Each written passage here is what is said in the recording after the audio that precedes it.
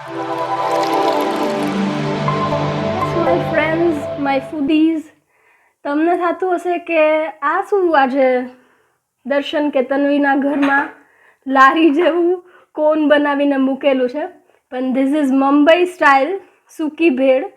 તો એની up to end recipe, એની યુનિક ચટણી, પાપડી પૂરી, દરેક વસ્તુ ઘરે કઈ રીતે બનાવાય અને તમે આટલી મસ્ત ભેળ હાઇજેનિક રીતે ઘરે કઈ રીતે બનાવી શકો એ આજે હું તમને બતાવીશ. તો ચલો આપણે આગળની પ્રોસેસ જોઈએ.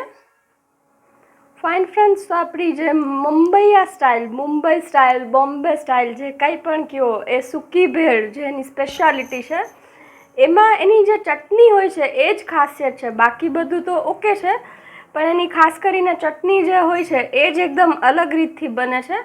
તો એના માટે અહીંયા આપણે આટલા ઇન્ગ્રીડિયન્ટ્સ જોશે, જેમાં સૌથી પહેલાં મેં કોથમીર લીધેલી છે, હેન્ડફુલ ઓફ કોથમીર.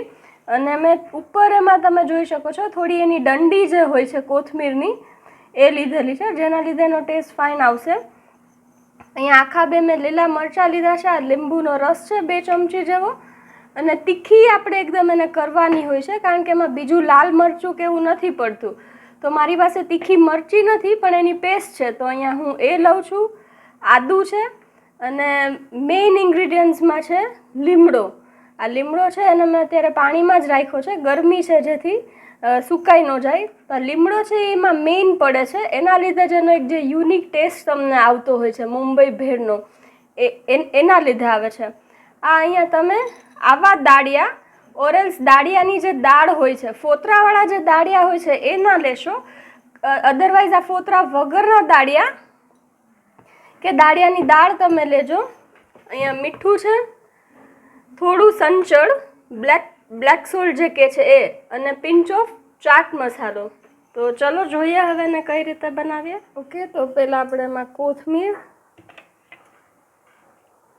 મરચાં, અહીંયા તીખા મરચાંની જે પેસ્ટ હોય એ, અડધી ચમચી જેટલું આદું,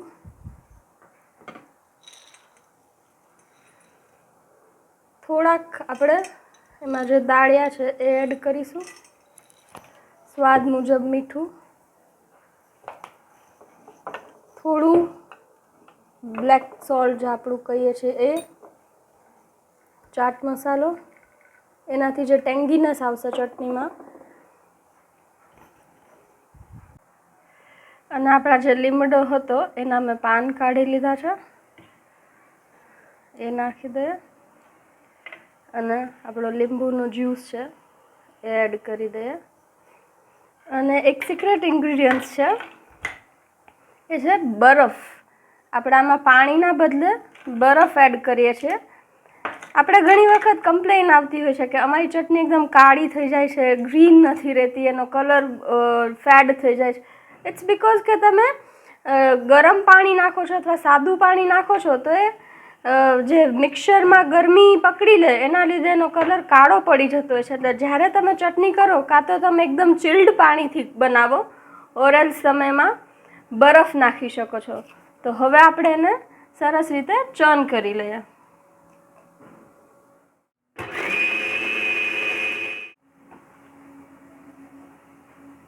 and wow friends, look at the colour.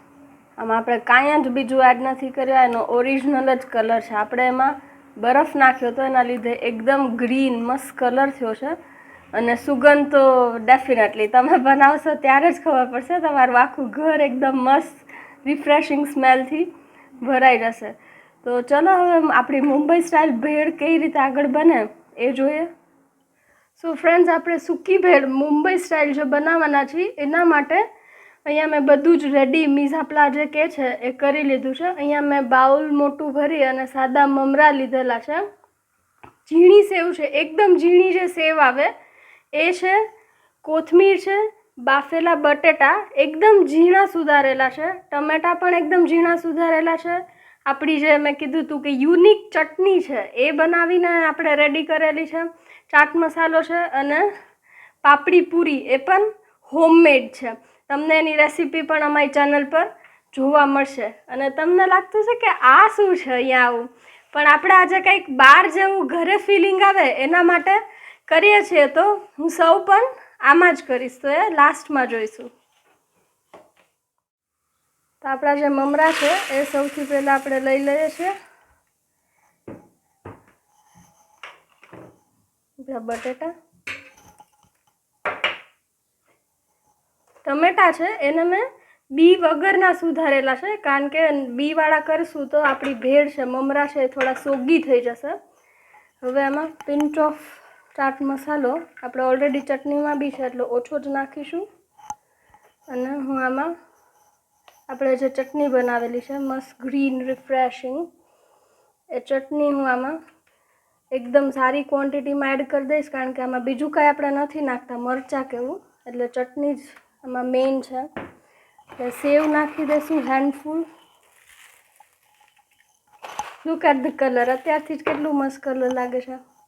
આપણી જે પાપડી પૂરી છે એને આપણે આ રીતે કટકા કરીને નાખી દઈશું 8-10 પૂરી. તમને વધારે ભાવતી હોય તમે વધારે ઓછી કરી શકો છો. અને last but not the least, my favourite, કોથમીર. તમે જાજી વધારે નાખી શકો છો, પણ મને બહુ ભાવે તો હું વધારે નાખું છું. And yes, give it a good mix.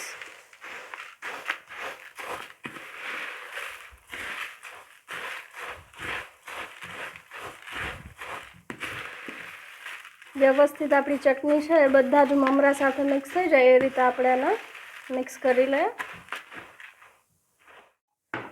આમાં ફ્રેન્ડ્સ મિક્સ કરી લીધા પછી મને ચટણી થોડી ઓછી લાગે છે તો હું ઉપરથી એડ કરું છું.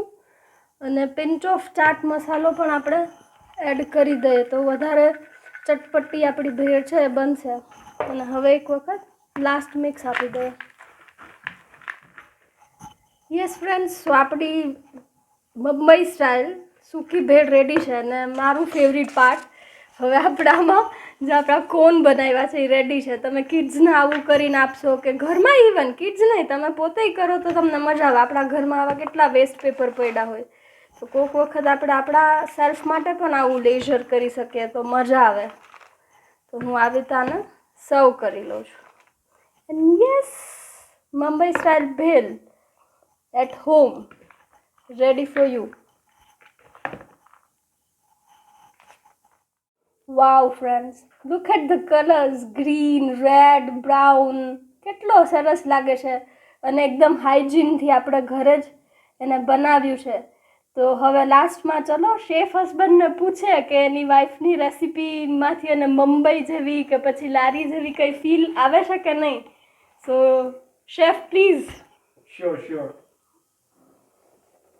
કલર ને તો ખરેખર મુંબઈ જેવો જ આવે છે. હાથેથી તો ખાઈ લઈશ.